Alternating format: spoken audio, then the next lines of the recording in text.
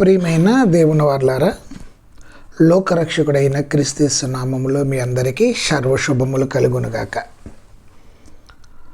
వాగ్దానము నాడు నేడు ఎలా ఉందో ఒకసారి ఆలోచిద్దాము. దేవుని యొక్క వాగ్దానాలు నాడు నేడు ఎలా ఉన్నాయో ఆలోచిద్దాం. ఎదుటి వారిని కష్టపెట్టి తాము సంపాదించుకోవాలనుకునే మనుషులున్న ఈ లోకంలో క్రైస్తవులైన వారు కూడా క్రీస్తు నుండి ఏమి నేర్చుకోకుండా సమాజంలో ఉండి లోకాన్ని ఆశించి బ్రతుకుతున్న వారి వలనే అట్టి కోరికలు అట్టి ఆశలతో ఎదుటి వారిని కష్టపెట్టి బ్రతకడానికి వీరు సుఖ జీవితాల కొరకు అవసరమైతే దేవుని కూడా కష్టపెట్టగలరు. ప్రియులారా, యేసు క్రీస్తుని నమ్మితే పరలోకం ప్రాప్తిస్తుందని క్రైస్తవులు ఉన్నారంటే అనుమానం అని చెప్పక తప్పదు. ప్రియులారా, ఎందుకంటే యేసుక్రీస్తు వారికే అవమానం కలిగించే సంగతి బైబిల్ నందు మనకు కనిపించగలదు. మనిషి కుమారుడు వచ్చినప్పుడు భూమి మీద విశ్వాసులలో విశ్వాసము కనుగొనునా అంటున్నాడు.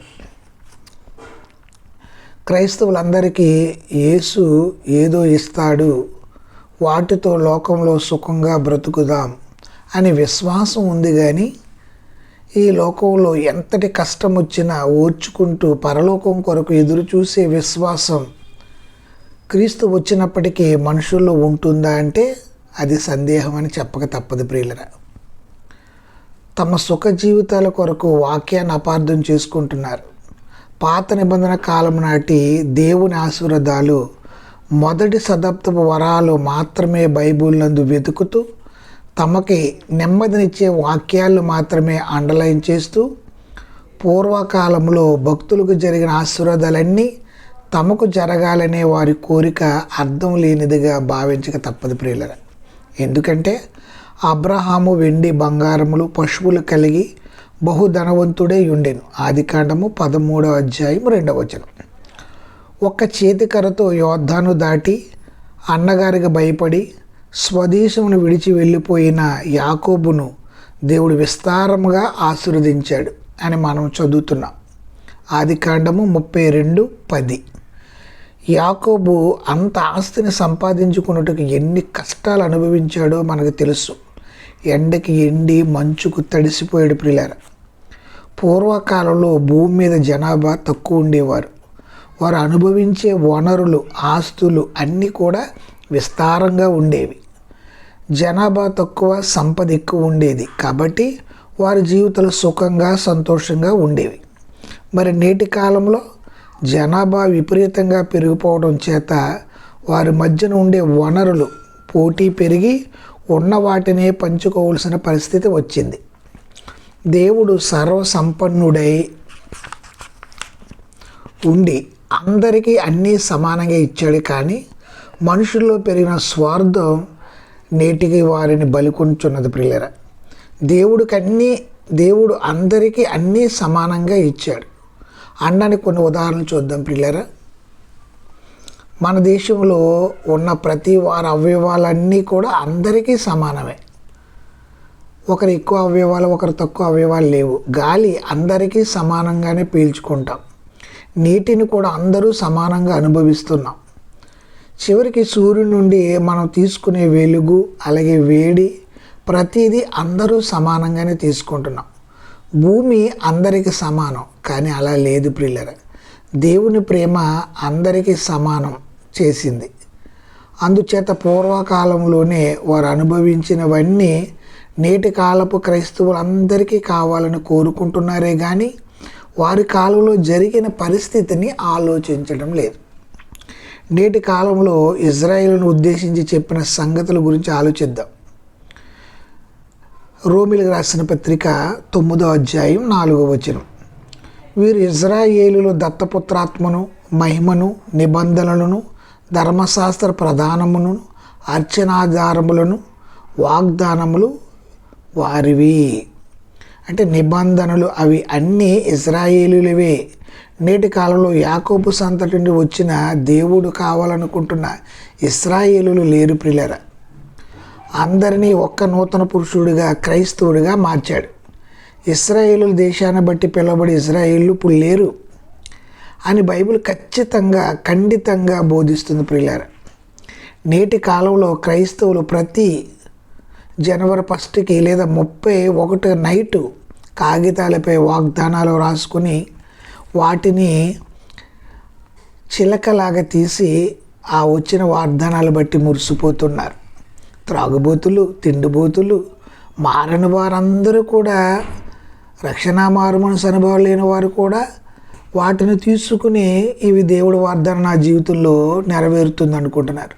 చుట్ట, బీడి, కైని, మందు తాగే వాళ్ళందరూ కూడా ఆ రోజు తీసి ఇదిగో దేవుడు నాకు ఎంత మంచి వాగ్దానాన్ని ఇచ్చాడు చూడండి అంటారు. ప్రియులారా,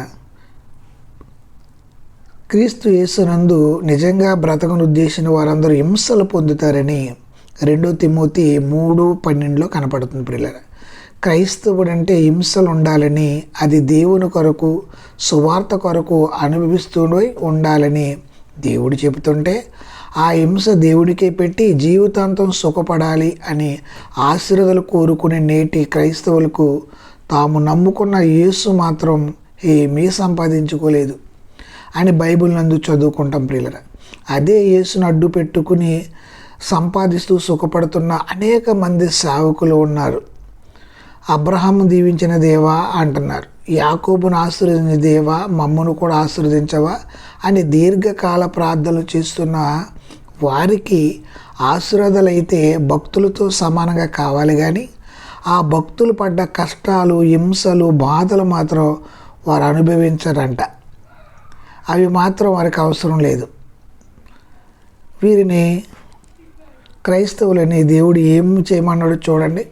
క్రైస్తవులు ఉన్నవారిని దేవుడు ఏం చేయమన్నాడు?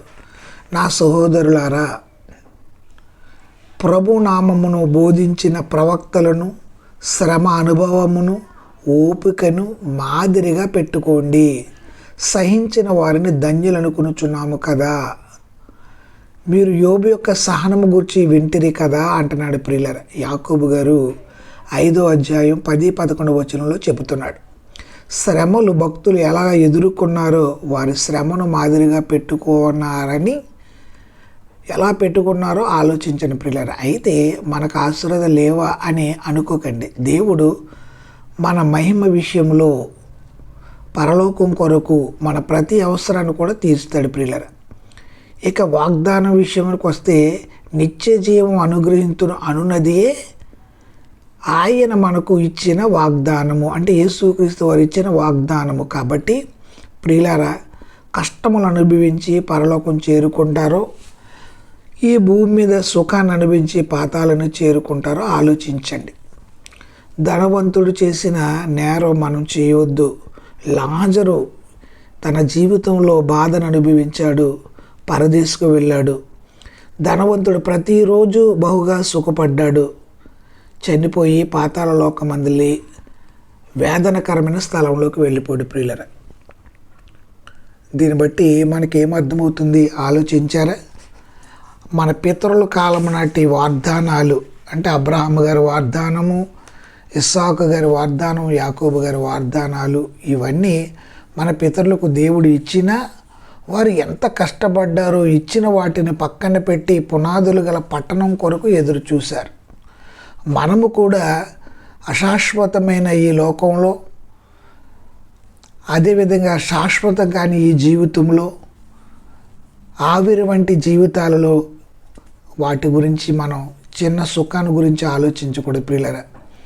ఈ బ్రతుకులో, ఈ జీవితంలో ఈ బ్రతుకు ఎంత ఉందో, ఆ బ్రతుకులో సుఖం ఎంత ఉందో, స్వర్గం నరకం శాశ్వతమని మనం తెలుసుకుని ఈ చిన్న జీవితాన్ని దేవుడి కొరకు మనం కష్టపెట్టగలిగితే మరణం అనంతరం ఆది అపోస్తులు ఎలాగైతే అనేక శ్రమలు అనుభవించి ఈ లోకంలో మరణించారో సువార్త నిమిత్తం, వారు పరలోకాన్ని చేరుకున్నారు. ప్రియులారా, ఇదిగో నా నిమిత్తం హింసించబడిన వారు ధన్యులు అంటున్నాడు.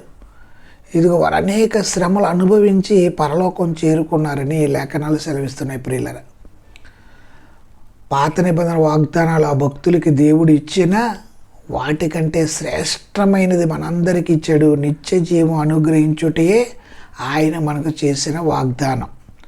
ఈ వాగ్దానాన్ని విశ్వసించండి, నిత్య జీవాన్ని చేపట్టండి. దేవుడు మిమ్మల్ని, మీ కుటుంబాలను, రక్షణ మారుమనసు అనుభవాలు లేని వారికి రక్షణను, రక్షణ పొందుకున్న వారు అంతం వరకు సహించుటకు ఆయన కృప దయచేయునుగాక. ఆమేన్.